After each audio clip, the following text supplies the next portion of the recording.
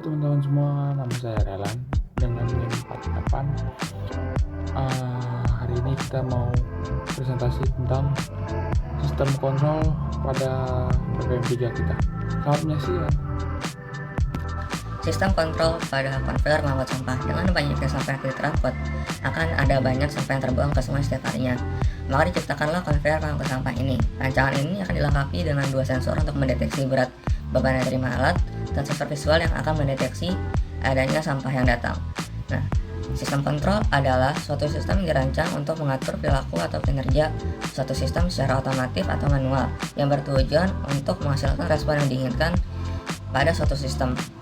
Nah, pada sistem kontrol ini memiliki beberapa elemen, diantaranya sensor yang merupakan komponen untuk bertanggung jawab untuk mengatur variabel yang diminati dalam sistem kendali. Yang kedua adalah aktuator.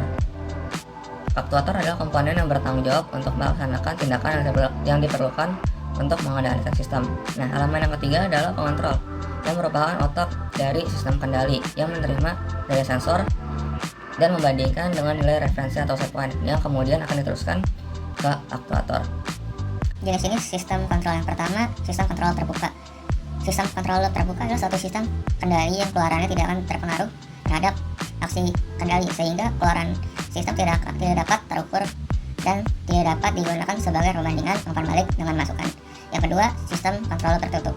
Sistem kontrol tertutup adalah sistem yang keluarannya berpengaruh terhadap aksi kendali yang berupaya untuk mempertahankan keluaran, sehingga sama bahkan hampir sama dengan masukan acuan maupun terhadap gangguan pada sistem.